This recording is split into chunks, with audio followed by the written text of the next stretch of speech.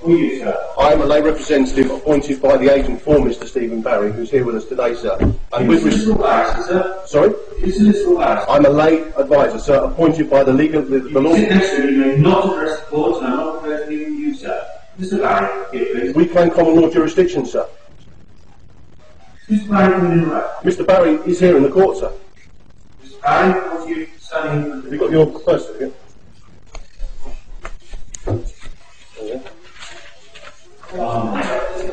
Then the clerk stands up and abandons the court. This is Mr. Stephen Barry, a birth certificate, a piece of paper, in full view for the clerk and court to see. Has he abandoned the court? The clerk had abandoned the court, then returns with the magistrates.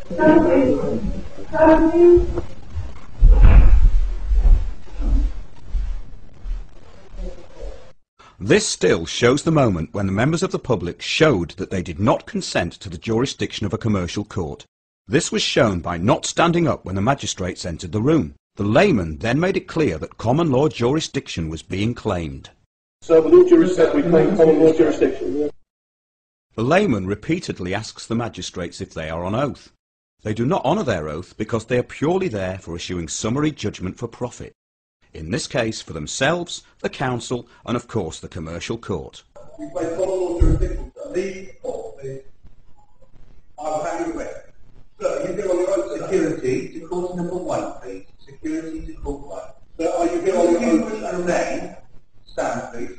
Those of you who are not going to remain will leave the court for security, please. The clerk again reverts to issuing orders to gain jurisdiction, but the public gallery and the layman stand their ground.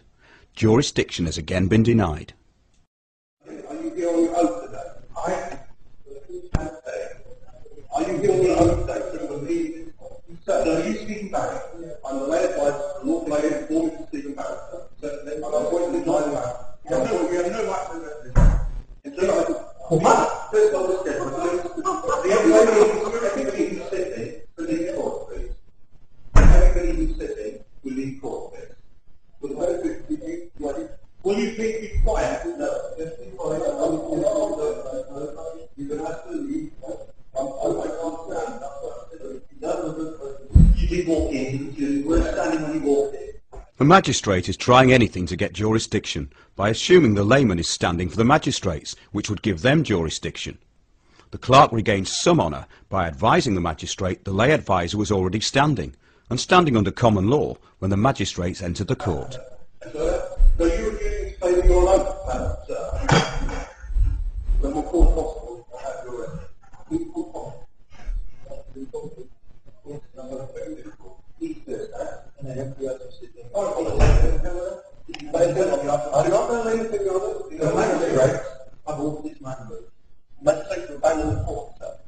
The magistrates have abandoned the court as they have not gained jurisdiction, and therefore have no authority, and neither does the clerk. And I claim common law jurisdiction. I claim common law jurisdiction. I claim common law. I claim common law. I'm asking you to go. I'm asking you to get out. Sir, will you go? Sir, if I don't go on me, I'll sue you for on the common law. Did he do that? Yes, he can do that. The clerk fails to address the steward's question. Are you coming out now? Yes. No, all please. All please.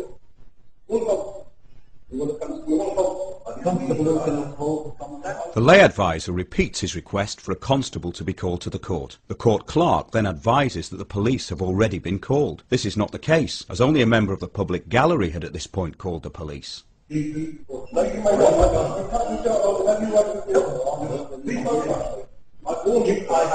witnessed the magistrates order this man removed. And these people here are not up to their own.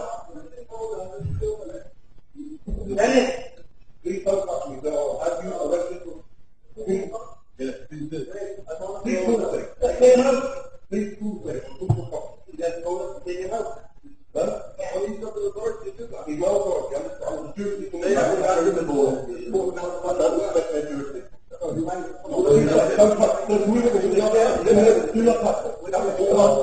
it.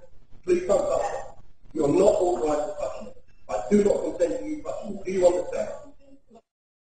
It is left to the stewards to do the clerk's dirty work. It appears that only now the court usher is calling the police. The lay advisor retrieves the birth certificate, Mr. Stephen Barry, the person that was summoned to appear in the court.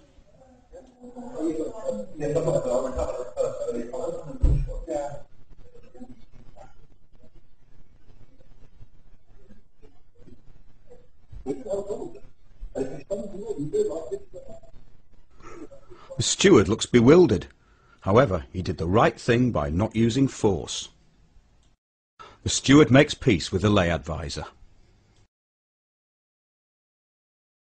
A few minutes later, the police arrive.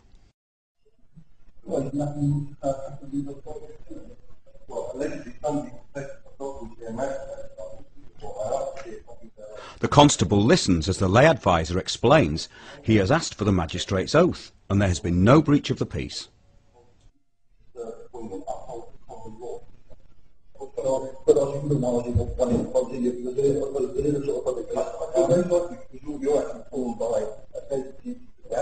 The constable has been asked by the lay advisor to honour his oath, which he does.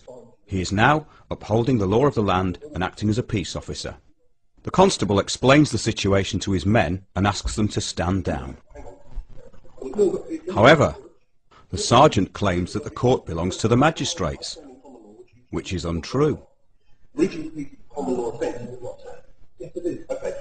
I need to prove, and I have a lawful right under common law to prove that the person who gave that order has the lawful authority to give that order by seeing their oath. Because in order to give an order in a court of law in this country, you must have sworn an oath.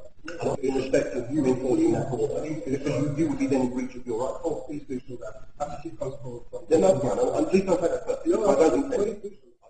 All the officers in yellow are sympathetic to the lay advisor and honouring their duty to uphold the common law. I will leave with no violence or violence. I will walk around the court, but obviously we will then take them. Lay advisor asks for the written order from the magistrates to be produced before he leaves the court. Sergeant agrees and goes to get the order. We respect as human beings.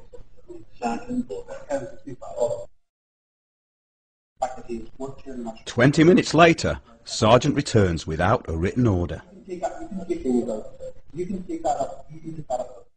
The sergeant keeps implying that the Law Society will investigate any grievance.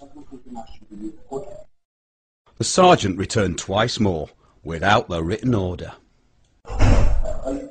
Mr. Stephen Barry, the legal fiction, the birth certificate, is once again produced in court for and on the record. For on the record, I place Stephen Barry in front of the court. Has anybody in this courtroom prepared to identify themselves as Stephen Barry? So Mr. Stephen Barry came to the court previously. For the record and on the record. Okay? There's nobody in this room now who's Stephen Barry. Would you like me to bring Mr. Stephen Barry to the court, sir? And you call him one on the time. Stephen Barry. Sir, I respect Mr. Stephen Barry court.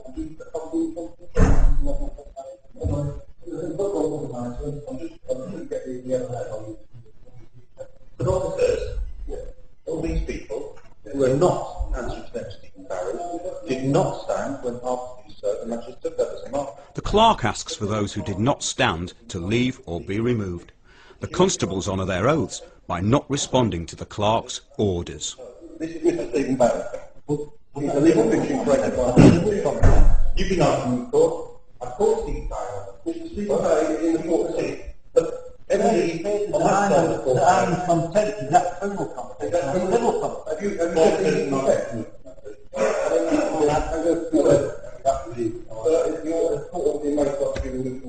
You hear the magistrate say, the sergeant said a court order has been made, and I said I would like type of court order. Mr. Barry is in the court. He's been presented to the court.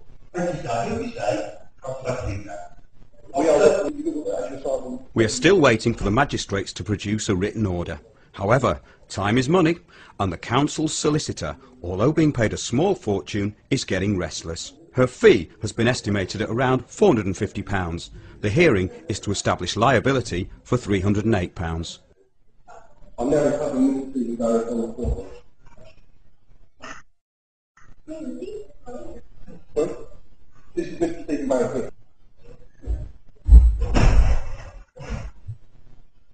Sergeant returns for the last time with no written order.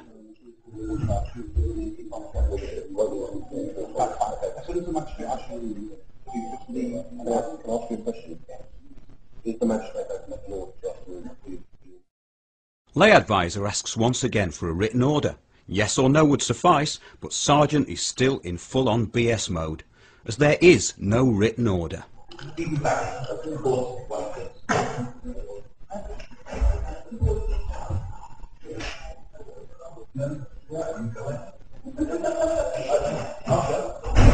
you able to witness that I presented Steve Barry before? That's Steve Barry, that he's the legal fiction. Mr. Stephen Barry, the legal fiction, or birth certificate, is once again produced in court, for and on the record. For on the record, I placed Stephen Barry in front of the court.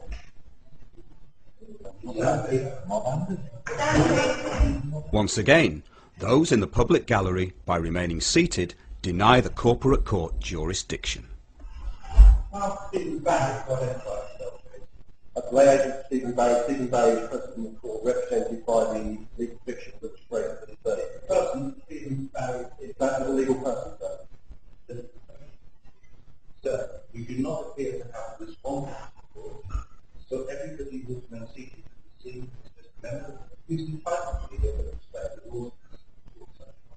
Those members of the public there who are not standing, we please make it down to the court. I'm asking you to leave the court. Sir, may I ask, is that I'm contempt? asking members of the public who are not standing to leave the court. They are questioned. You may not, you may leave. Is it contempt civil or criminal, sir? The magistrate then throws in the old contempt of court chestnut, yet they still have no jurisdiction. The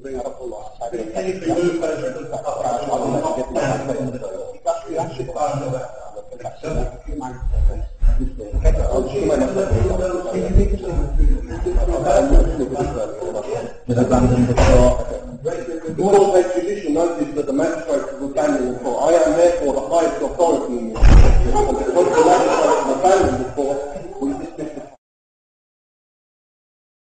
As the magistrates have abandoned the court for the third time and have never had jurisdiction, the lay advisor informs the court he is now the highest authority and leads the lay advisors out of the court. The only jurisdiction in the court was therefore common law, and the police constables honoured their oath. Case dismissed under common law.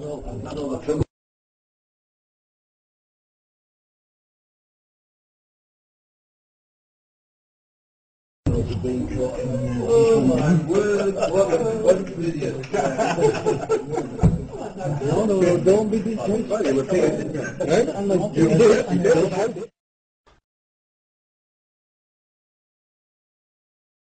The clerk and magistrates failed in all their attempts to get jurisdiction. The legal fiction appeared in court 3 times. The lay advisor remained in control of the court. The magistrates could not make a judgment and threw in the towel.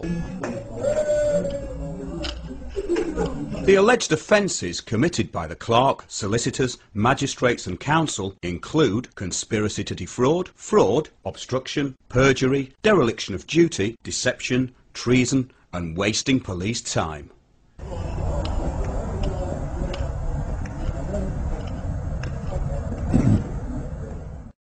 Whilst your associates informed me that you were present in court, it is unfortunate that you did not make yourself known to me or the court. Stephen Barry registered his name on arrival at court and was seen by 14 witnesses. Mr. Stephen Barry, legal fiction summonsed, was presented to the court on 3 occasions. This too was seen by 14 witnesses and also by you watching this film. This makes the counsel, solicitors and magistrates' testimony spurious, and if that's not bad enough, the hearing started at 12:30 as the clerk delayed the case for 2.5 hours. But the liability order was signed at 10 AM before the hearing. Yes, before the hearing. Judgment was passed before the case was even heard. Liability order in respect of council tax. Date 21st of January 2010, 1000 hours. Cumbraen Magistrates Court.